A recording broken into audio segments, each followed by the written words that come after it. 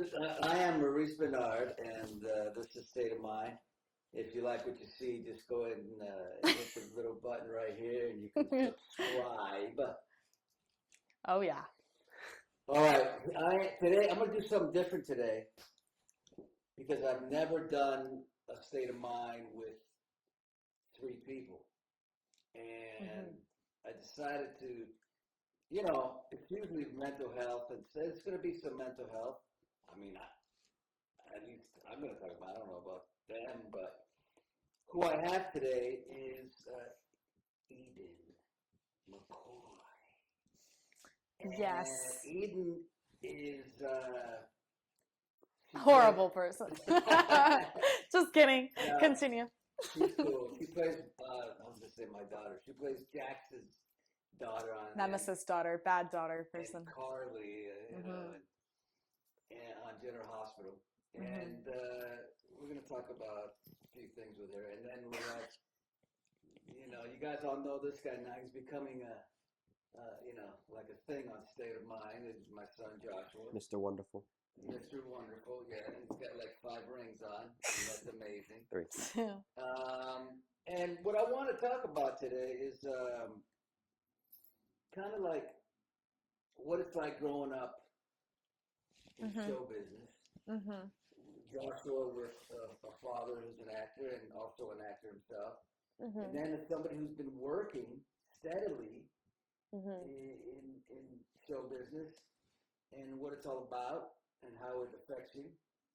So, it's a loaded question. Where did you grow up?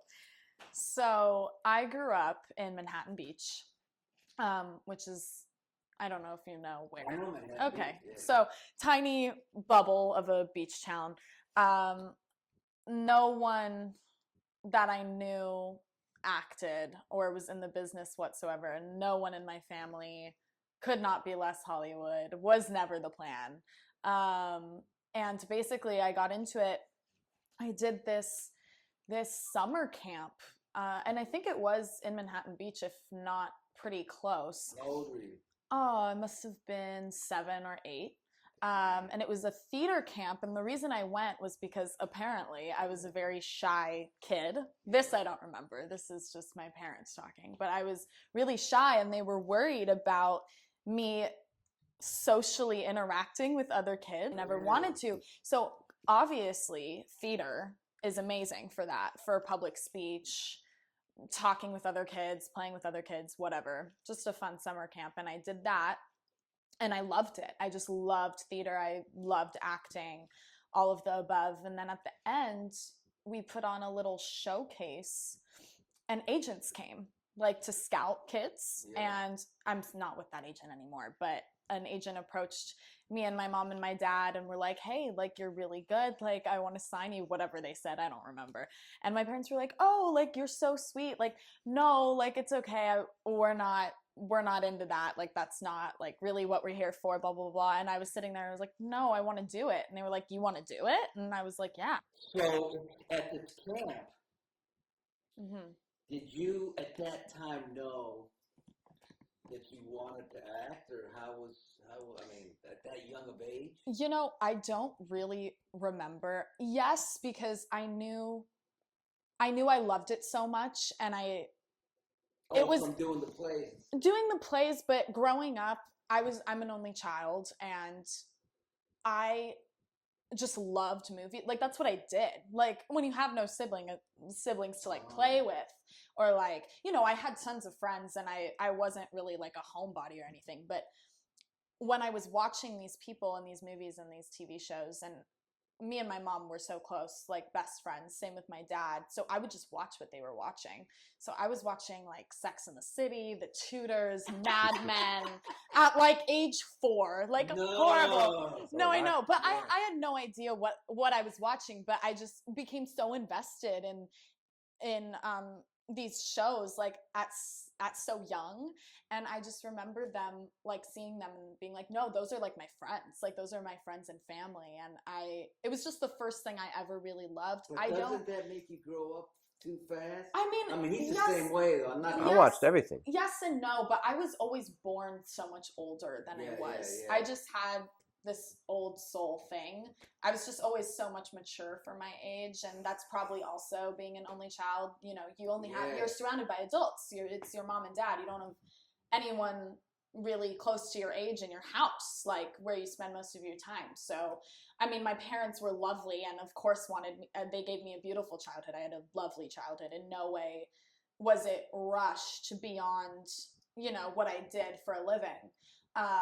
But I think acting was something I always wanted to do. I just never knew how it would happen because I had no connections. I knew nothing about it. So then I got approached and my parents were like, oh, you want to do this? And I was like, yeah. And they were like, okay, well, if you get straight A's, we'll drive you to auditions.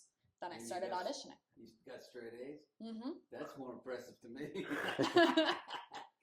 Now, let me ask you something. My parents were on me about that. Oh, my parents are super traditional in that way. Education's really important. And important to me, too. So, somebody who seems like everything's perfect, right? Really? Well, I mean, seemingly. Okay. Okay. What, if you were young, did you have to go through anything that was traumatic? And it's like this. My son, he's never been through anything, and it's amazing when I see Joshua be such a good actor, and I say to myself, how? I mean, I've been through hell.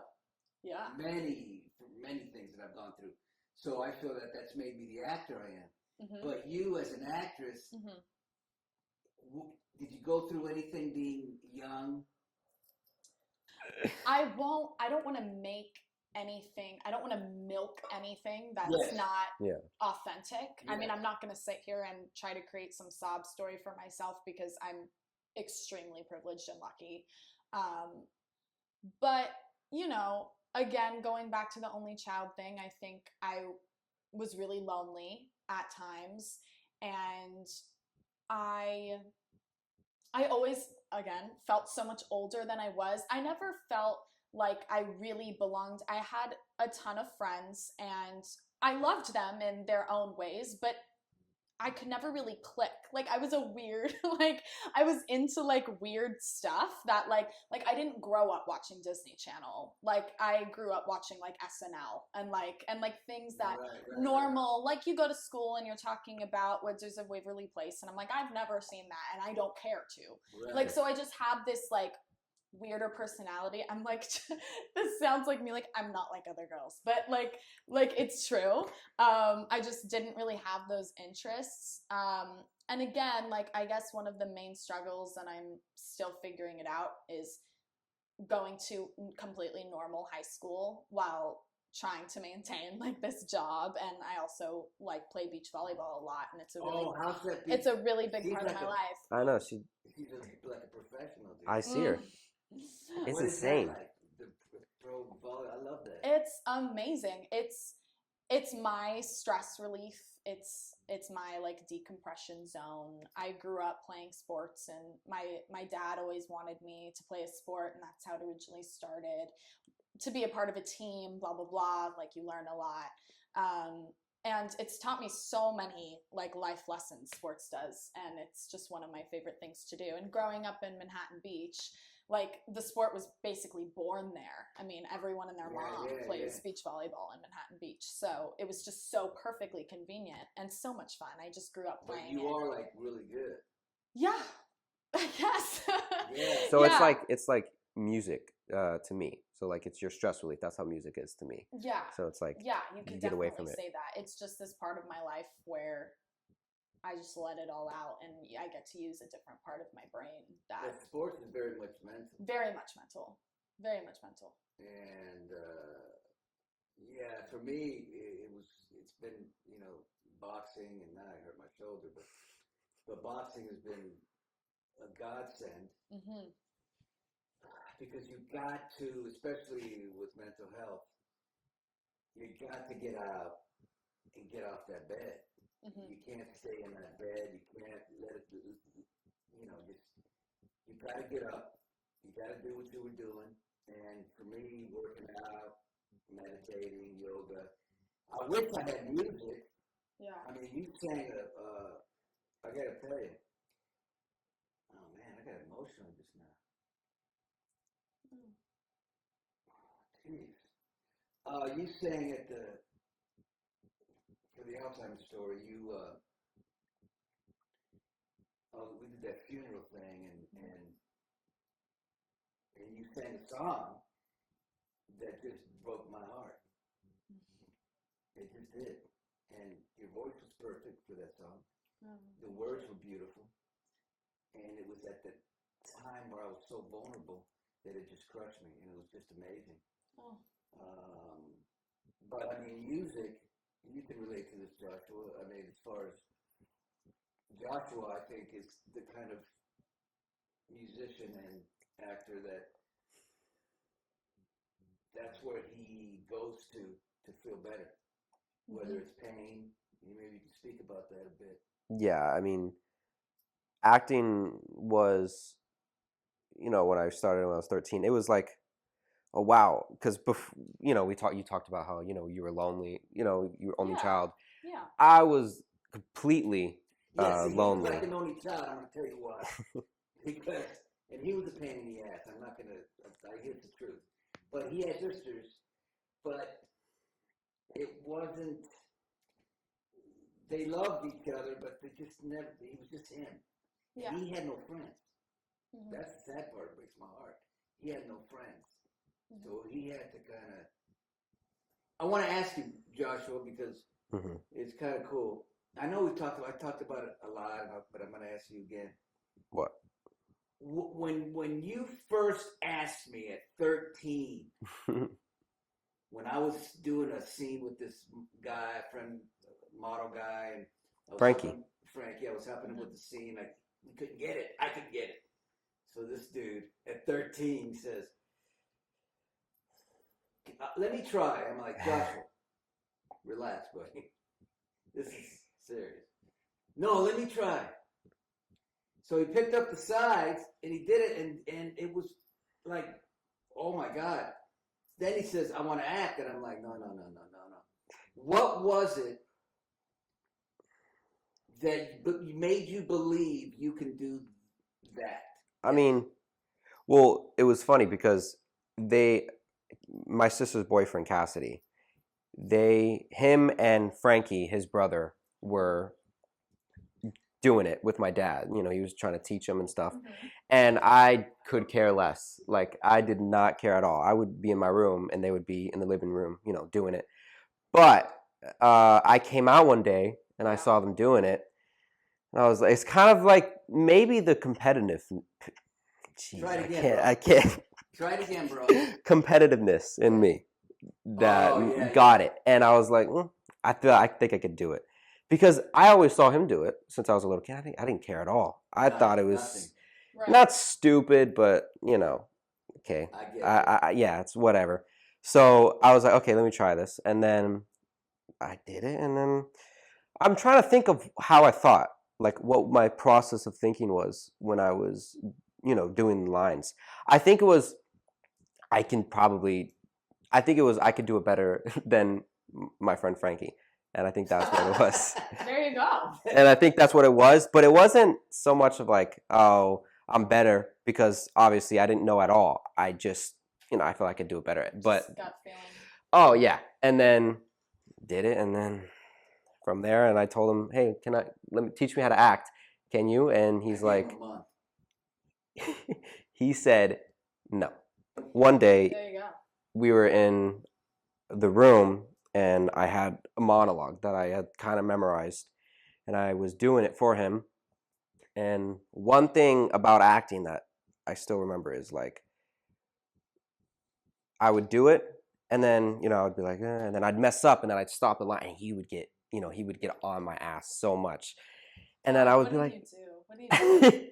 It was the worst. What did you do? And then I kept doing it, and I kept stopping every time I couldn't think of the line. And then one time, it was like this click. I didn't think of the line, and then I waited like a couple seconds, and then it came to me. And from there on, I was like, yeah, but I told you, that was the best. You would know. Right. I say to actors, do not don't stop. Just keep going, even if you have to ad lib or whatever, because a lot of things come from that moment of forgetting and keeping going. And you keep going. Horrible. All right, so I want to get into, and this goes for both of you. Mm-hmm. When you get into roles, or a role like Josslyn, and I know you like me better than Ingo. So yeah. So when you get into a role like that, and you've had to play, because I know I've had to do that for 28 years. You've had to play a lot of people dying. Yeah. And how do you let it go? Leave it. How do you leave it on the set? What happens to you when you play somebody's dying? How does it, and you're playing somebody that I'm dead, right? I think we can talk about that. Yeah, we just did that. Yeah. You're talking that Sonny's dead. Uh-huh. How's that? How's that make you Well, feel? I think it depends on, I mean, the portrayal of it depends on who's dying. Because, I mean, with you, for example, you're not my biological father, so I view you almost more as a friend to me and a guidance person to me.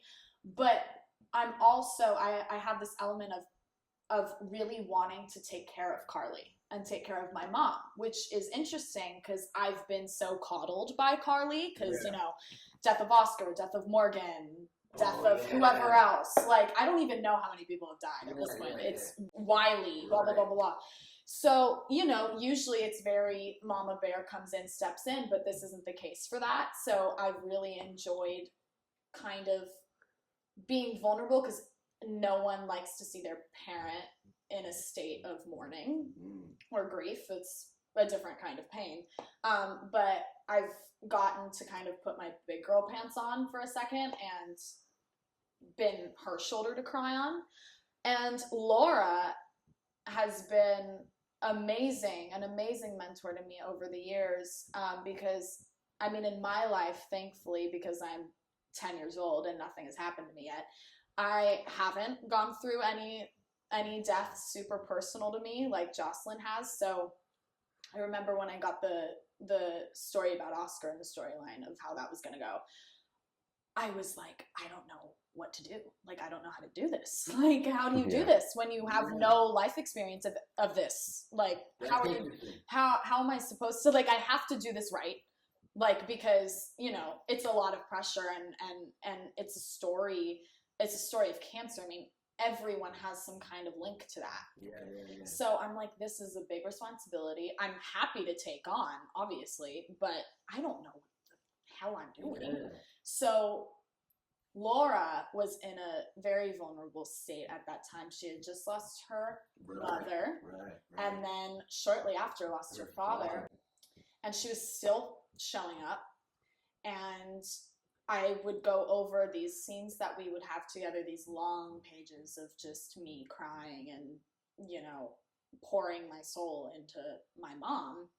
And she was just so intelligent and brave in telling me what she was going through, and little moments to creep in there that made it what it was, that made it so much more real. So I get, anytime people ask me about that, I make sure to give her credit, because you know, I mean, I did a lot, I researched a lot, I watched a lot, whatever, but I mean, mainly, I mean, I seem to find all of that kind of going out the window in the moment.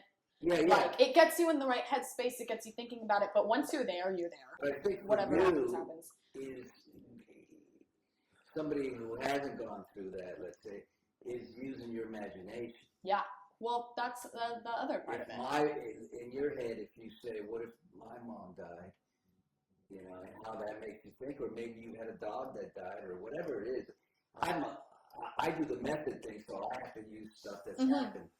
But sometimes I use the imagination also. Me too. And I mean, I taught him how to use personalization, and I know with him,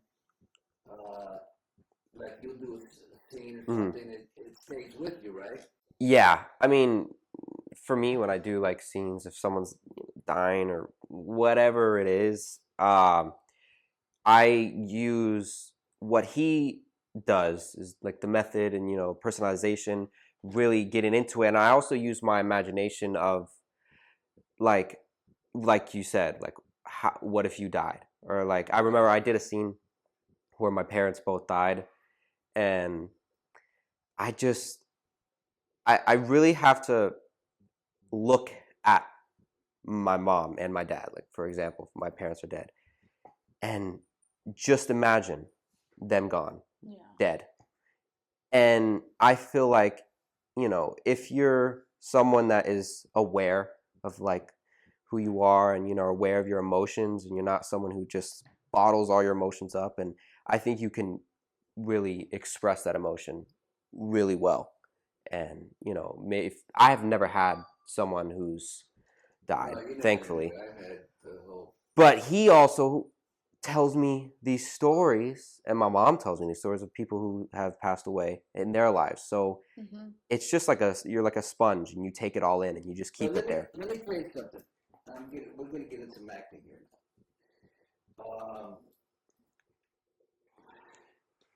Acting, the truth of the matter is, it's all about relaxation, man. When I was younger, I used to act and push to win an Emmy. Because I wanted to win an Emmy. Because I never did, right? So everything was pushed. And once you relax and let the, now, and you know what? When I was trying to win an Emmy, I couldn't get a tear. Because it didn't happen. I would, you would a little bit, but it wouldn't really. Now, I'm like a best crybaby. Mm-hmm. Because the more relaxed you are, the more that stuff just comes out. Yeah. I mean, I did a story where, just to bring us to mental health a little bit. See, with me, that's kind of one of the reasons I don't want to really. I love General Hospital, I loved it, but I don't want to act that much anymore because it's too painful.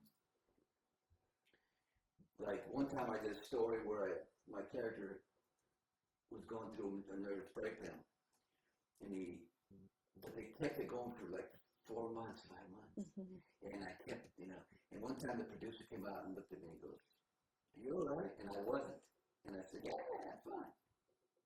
And so then Paula got involved and told them, "Cut it, cut the story now."